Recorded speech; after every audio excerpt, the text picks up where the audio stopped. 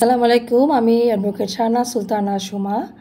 আজকে যে বিষয়টা নিয়ে কথা বলবো সেটা হচ্ছে যে কয়দিন আগে আমরা ভিডিও দেখলাম, একটা মেয়ের ভিডিও।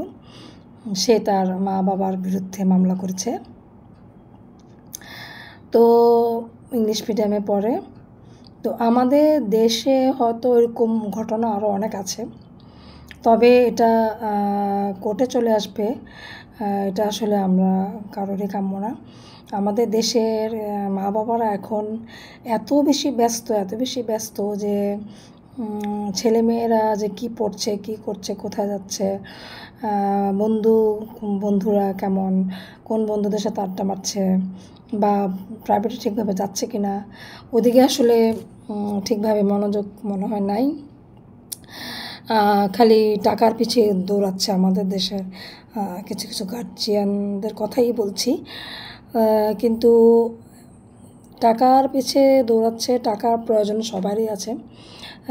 তার মধ্যেও ছেলে মেয়েদের প্রতি সজাগ দৃষ্টি দেওয়া মানে খুব বেশি প্রয়োজন, বিশেষ করে বর্তমানে যেসব অপরাধমূলক ঘটনাগুলো ঘটছে, ছেলেমেয়েরা জড়িয়ে যাচ্ছে, বিশেষ করে কিশোর অপরাধের কথা বলছি, তারপরে অ্যাডিকশনের কথা বলছি।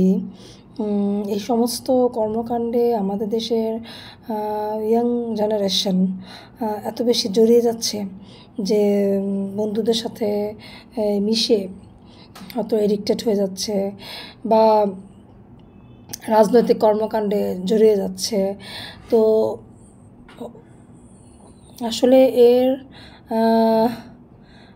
এই যে মা বাবার এত পরিশ্রম করছে, টাকা পয়সা ইনকাম করছে, ছেলে মেয়েদের পিছনে ঢালছে, এটার আলটিমেটলি রেজাল্টটা কী হচ্ছে? জিরো হচ্ছে। তো এমন একটা সময় আসবে যে এখন দেখা যাচ্ছে টাকার পিছিয়ে দৌড়াচ্ছে প্রচুর টাকা ইনকামের জন্য। আবার দেখা যাবে এমন একটা সময় আসবে যে তখন এই ছেলেমেয়েদের পিছেই টাকা ঢালতে ঢালতে মা বাবার টাকা শেষ হয়ে যাবে। তো আসলে যেটা প্রয়োজন সেটা হচ্ছে যে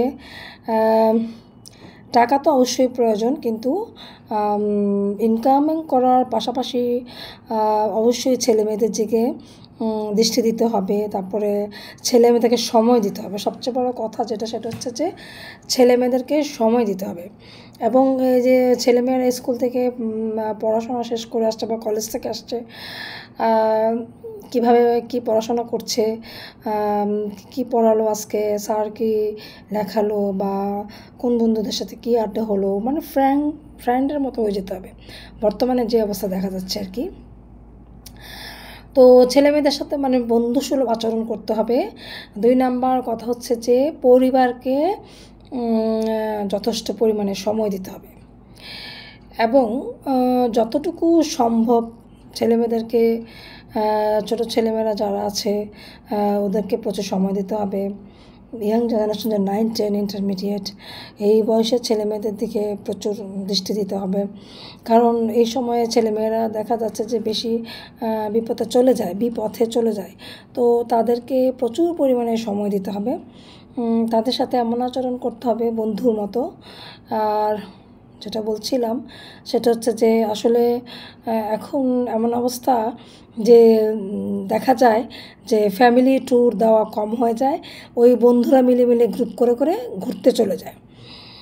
এর ফলে দেখা যায় আমরা কয়েকটা ঘটনা দেখেছি কক্সবাজারে, এই যে দুর্ঘটনা। তো এই যে এটার মধ্যে একটা ফ্যামিলি ট্যুরেরও একটা পয়েন্ট রাখতে হবে, যে বছরে একবার ফ্যামিলি ট্যুর দিবে, ছেলে মেয়েদের সবাইকে নিয়ে একটা ফ্যামিলি ট্যুর দেওয়া, তারপরে আত্মীয় স্বজন সবার সাথে একটা গেট টুগেদারের ব্যবস্থা করা। এই সমস্ত কাজকর্ম করলে ছেলে মেয়েদের মানে ফ্যামিলির টাচে, মা বাবার টাচে থাকলে ছেলেমেয়েরা দেখা যাবে যে অনেক অপকর্ম থেকে দূরে থাকবে। সবচেয়ে বড় কথা হচ্ছে যে মা বাবার প্রচুর সন্তানদের পিছনে সময় দিতে হবে। কাজ তো অবশ্যই করতে হবে, কিন্তু কাজের পাশাপাশি যেন মা বাবারা ছেলে মেয়েদের দিকে একটু নজর দেয়, সময় দেয়।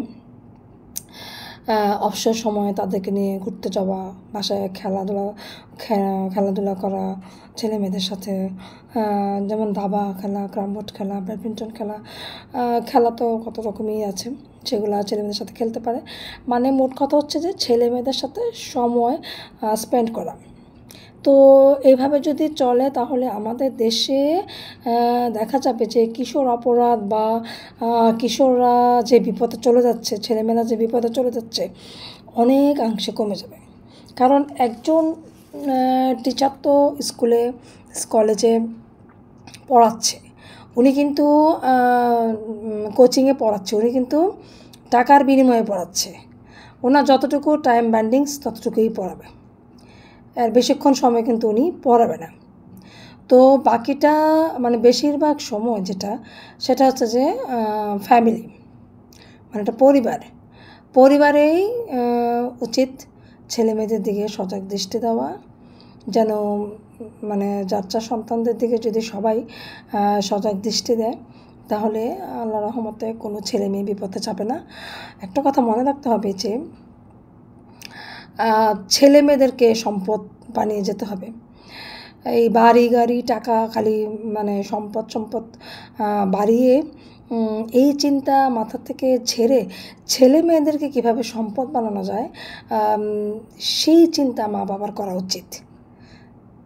বর্তমান সমাজে ছেলে মেয়েদেরকেই সম্পদ বানিয়ে যেতে হবে এবং মানুষের মতো মানুষ যেন হয় সেদিকে সজাগ দৃষ্টি দিতে হবে প্রত্যেকটা মা বাবার। খুদা হাফেজ।